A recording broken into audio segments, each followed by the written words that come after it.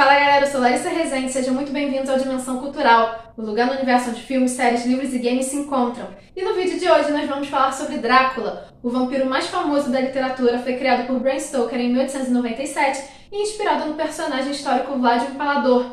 Eu sou Drácula. Drácula é um dos principais vampiros de toda a produção cultural e por conta disso acaba ditando as regras em relação à mitologia dessas criaturas da noite. Além disso, por ser um dos principais monstros da literatura, consequentemente recebe uma série de adaptações para o cinema, e vai ser justamente os filmes sobre o Conde que nós vamos ver no vídeo de hoje. E é claro que temos que começar com Drácula, de 1931, a primeira adaptação oficial do personagem para o cinema. O filme traz uma narrativa extremamente fiel à obra de Bram Stoker, onde após receber a visita de um jovem Jonathan Harker, Drácula parte para Londres em busca de Mina, seu amor há muito tempo perdido. E para evitar que ele consiga alcançar seus objetivos, os personagens vão contar com a ajuda do caçador de monstros Van Helsing. O filme é incrível e muito bem produzido. E o Drácula do ator romeno Bela Lugosi, ele traz uma mistura de sensações, uma mistura de terror, de nobreza e sedução. Obviamente, uma sedução moderada, já que a censura da época não permitia certos exageros em tela.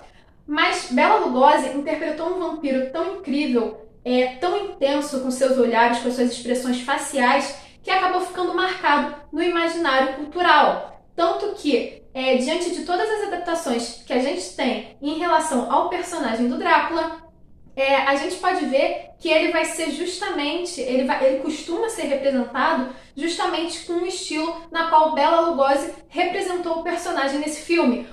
A mesma postura, a mesma personalidade, o mesmo estilo de figurino. Então ele acaba se tornando, de uma forma geral, o símbolo do Conde Drácula. Além de ditar as regras em relação à aparência dos vampiros, o fato do filme ser em preto e branco vai ajudar a deixá-lo com um tom ainda mais gótico, colaborando, obviamente, principalmente para as cenas de close do personagem, já que vai enfatizar o olhar ameaçador e hipnótico do Conde Drácula. O Drácula de Bela Lugosi também é importante por compor o panteão dos monstros da Universal. Durante a década de 30 e 40, a Universal Studios começou a produzir adaptações baseadas nos monstros clássicos da literatura. A ideia não era produzir uma franquia, esses filmes eram independentes um do outro. Mas ao final da sua produção, o público acabou vendo como se esses filmes se relacionassem entre si.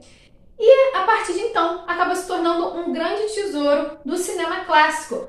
Os monstros da Universal são as principais referências de terror no cinema clássico hollywoodiano.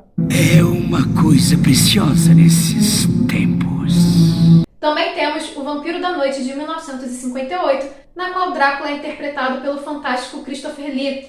E esse filme já tem uma pegada muito mais aterrorizante. O Drácula, ele vai vir um pouco como coadjuvante, né? Ele não vai aparecer muito. Muitas vezes, quando ele aparece, é bem silencioso, ele não tem muitas falas, mas, gente, estamos falando do Christopher Lee. Então, quando ele aparece, ele obviamente vai roubar a cena.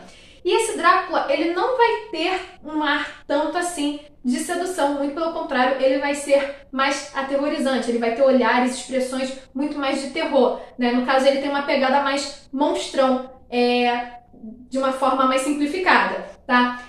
E o filme, de uma forma geral, vai seguir uma narrativa um pouco diferente, ele vai mudar alguns detalhes. Óbvio, diante de tantas adaptações do Drácula para o cinema, os filmes têm liberdade criativa para alterar algumas coisas, né? Então, nesse filme, nós teremos um Jonathan Harker, que é caçador de vampiros, né? Ele vai para o castelo do Drácula justamente para matá-lo, só que o Jonathan toma uma decisão muito errada, né? Ele se depara com o Drácula dormindo e ao lado do Drácula sua esposa. E ele decide matar primeiro a esposa. Não foi uma decisão muito boa, mas obviamente que se ele tivesse escolhido de uma forma diferente, nós não teríamos um filme para contar o resto da história, né? Então o Jonathan vai matar a esposa do Drácula e obviamente o Drácula se vinga e transforma o Jonathan em vampiro.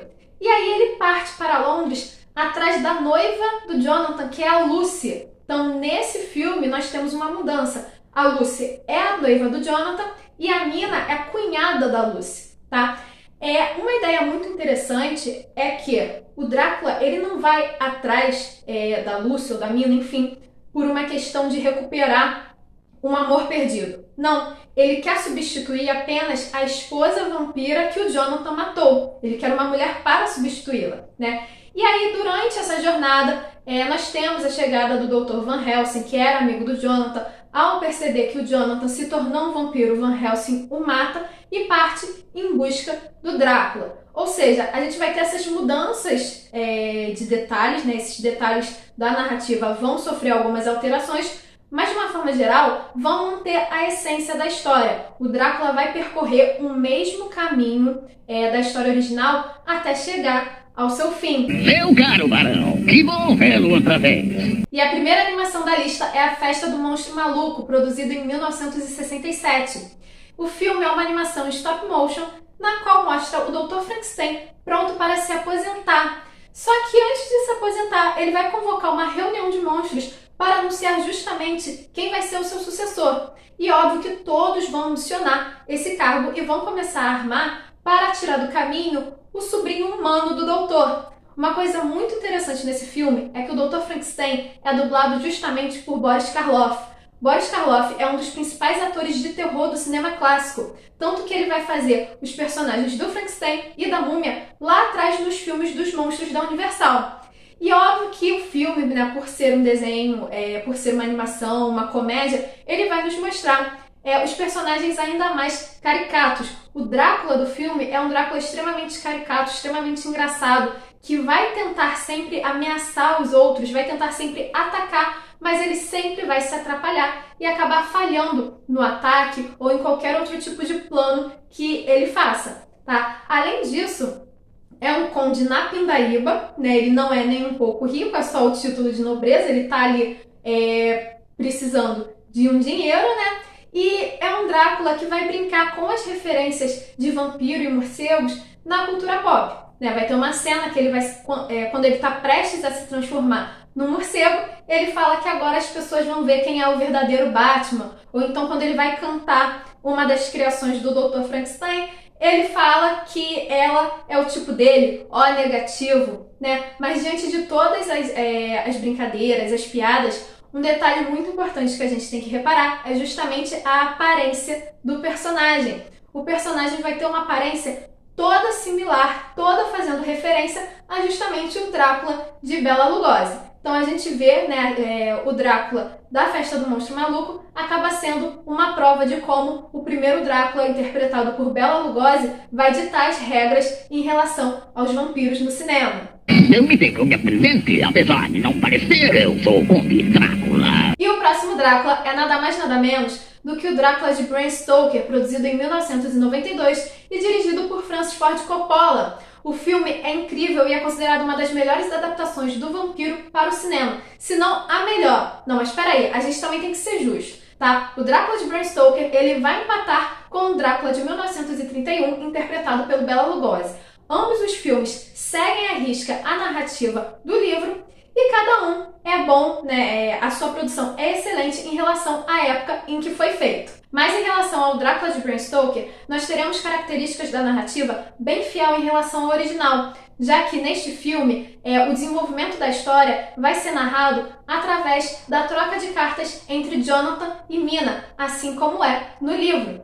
Além disso, o clima do filme vai ser muito mais sedutor, vai ser um filme muito mais sensual. Afinal de contas, a época em que foi produzida é outra e, consequentemente, a censura também é outra. É uma censura muito mais liberal. E uma coisa que a gente deve reconhecer no filme, além do trabalho excepcional do diretor, é o seu elenco. O elenco é simplesmente excelente. É composto por Winona Ryder, Keanu Reeves, Anthony Hopkins e, óbvio, Gary Oldman no papel do sedutor vampiro. E ele está um vampiro extremamente galanteador, né? Ele tem uma questão muito mais, um ar muito mais de nobreza e de sedução. Obviamente, vão ter pontos no filme que vão ser mais compostos do clima de terror, né? Até porque o Drácula terá aparências em determinados momentos na qual vão ser muito mais relacionados a monstros do que a um homem sedutor. Mas quando ele está caracterizado como um homem,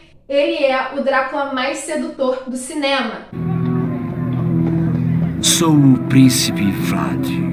E também em relação ao elenco, nós temos que enfatizar a participação de Anthony Hopkins no filme, que interpreta o Dr. Van Helsing. Ele interpreta um Van Helsing extremamente direto e sincero e prático, né? Na qual ele simplesmente fala com muita verdade o que ele pretende fazer com os vampiros, né? Ele chega e fala, não, eu simplesmente enfiei uma estaca no coração dela e cortei a cabeça, né? Isso enquanto come um belo pedaço de carne e as pessoas olham com certa repugnância, mas ele tá ali super de boa. E, gente, é óbvio, o Anthony Hopkins é um ator incrível, então ele merece ser reconhecido por todos os trabalhos que ele faz no cinema. E é por conta de várias dessas características, a fidelidade, toda a produção, todo o cuidado do diretor para trazer uma mistura de sentimentos em relação àquele personagem, que ao mesmo tempo que é um personagem sofrido, é um personagem completamente mortal, cruel, ameaçador. O elenco que é sensacional. Por conta disso tudo, o filme até hoje é considerado como o melhor filme do Drácula para muitos fãs do vampiro. Não tenha medo de mim. E eu peço licença para Bela Lugosi e Gary Oldman para apresentar um outro Drácula que tem tudo para estar no ranking dos melhores Dráculas do cinema. Eu estou falando de Leslie Nielsen em Drácula, Morto Mas Feliz. O filme, produzido em 1995, é uma sátira da obra de Bram Stoker. É extremamente cômico, engraçado e, apesar desse tom cômico e leve, né, ou seja, ele sai da ideia do terror, é extremamente fiel à obra original. Drácula vai seguir todo aquele caminho até chegar ao seu fim. Ele vai encontrar com Jonathan Harker, com a Lucy, com a Mina, com o Van Helsing, e todos esses encontros, a interação entre os personagens é extremamente cômica. Além do filme ser uma sátira da obra original, ele também satiriza o filme dirigido por Francis Ford Coppola, porque os personagens eles vão ter figurinos muito semelhantes ao filme de 92. Além disso, a gente deve reconhecer aqui todas as expressões faciais corporais, tanto nas cenas de sedução quanto nas cenas de terror, de Leslie Nielsen,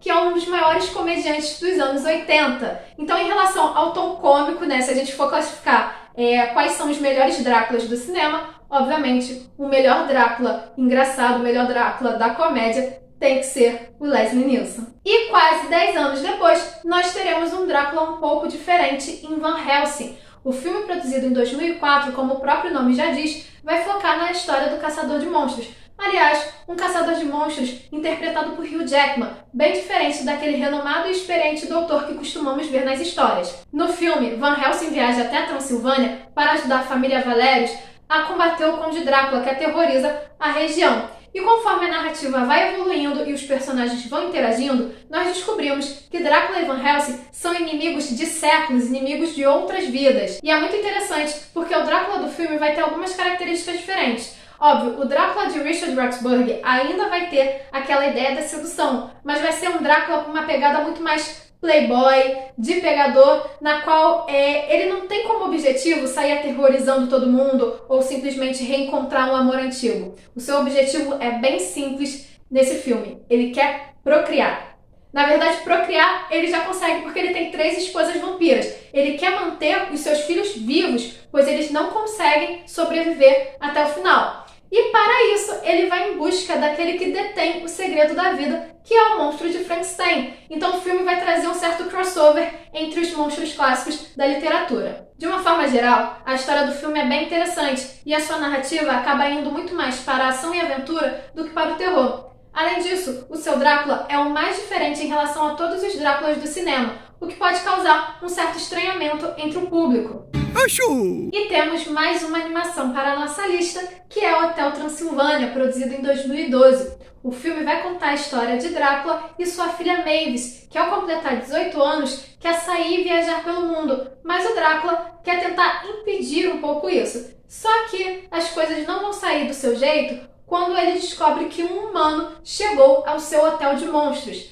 É um filme muito legal, ele é muito engraçado, é uma animação que vai ser utilizada para atrair as crianças, o público infantil para o mundo dos monstros, né? Para mostrar que não é algo aterrorizante, que pode ser algo legal, que ser diferente é legal. Então tem uma mensagem bem profunda em relação a isso. E o filme, que é bem cômico e não deixa de ser uma nova festa do monstro maluco, vai trazer um Drácula que também tem características físicas muito semelhantes ao Drácula do Bela Lugosi. Além disso, eles vão brincar com os estereótipos do Drácula, né, dizendo que o Drácula foge de alho porque ele é alérgico, que uma estaca no coração o mata, mas é porque isso mata qualquer um também, e que ele fala de um determinado jeito do tipo blá blá blá. Eu nunca falo blá blá blá. E por trás da tentativa de parecer aterrorizante, a gente vai ver um Drácula que é um pai neurótico e super protetor, mas isso porque nós iremos descobrir ao longo do filme que ele tem todo um trauma em relação aos humanos, na qual ele viveu no passado. Ou seja, o filme, né, por trás do enredo cômico, Hotel Transilvânia vai apresentar até uma história dramática. E um Drácula mais recente no cinema é o de Drácula, a História Nunca Contada, de 2014. O filme vai retratar justamente a origem do personagem, vai mostrar quem foi Vlad o Empalador. O filme vai mostrar que Drácula, agora comandando a Transilvânia, vai se cansar de ver o seu povo tendo que abaixar a cabeça para os turcos e vai iniciar uma nova guerra contra os seus inimigos. Para proteger o seu povo, a sua esposa e o seu filho, ele vai pedir ajuda a um ser das trevas que vivia na região. E após beber o sangue dele, Drácula vai se tornar um vampiro. Ou seja, aqui nós temos um Drácula muito mais heróico. Ele se tornou um vampiro, ele se tornou uma criatura extremamente das trevas, extremamente corrompida, mas por um motivo nobre, por um motivo heróico. O Drácula vai ser interpretado por Luke Evans e a ideia de trazer a sua origem era justamente retomar a franquia dos monstros da Universal. A Universal Studios queria relançar os seus monstros com uma pegada um pouco mais nobre, um pouco mais heróica e transformar numa grande franquia, indo na onda dos filmes de super-herói que estão fazendo sucesso atualmente. Infelizmente, o projeto não deu certo. Drácula, a História Nunca Contada, não fez o sucesso esperado e essa tentativa de construir a franquia acabou sendo deixada de lado. O que é um pouco triste, pois apesar de ser uma pegada diferente para as histórias dos monstros, ao mesmo tempo é uma ideia curiosa que instiga o público. Olhe-me. E como um filme extra na nossa lista, nós temos Nosferatu. O filme alemão de 1922 seria a primeira adaptação de Drácula para o cinema. Isso se a produção tivesse conseguido os direitos do livro. No caso, a produção não conseguiu os direitos da obra de Bram Stoker e tiveram que alterar algumas coisas do filme, mudando assim o nome dos personagens e o nome de alguns lugares.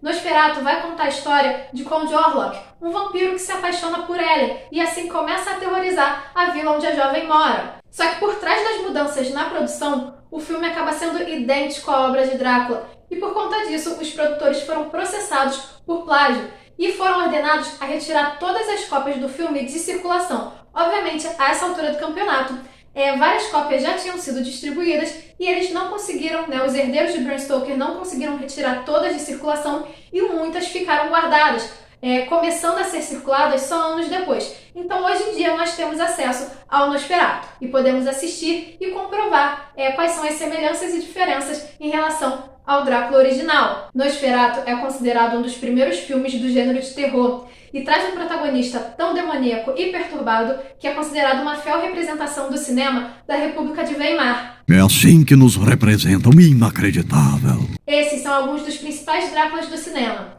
E para vocês, qual é o melhor Drácula dos filmes? Existe algum outro que chama a atenção e não está nessa lista? Deixe a sua opinião aqui nos comentários e não se esqueça de curtir esse vídeo e de se inscrever no canal para continuar acompanhando as nossas aventuras. Nos vemos na próxima!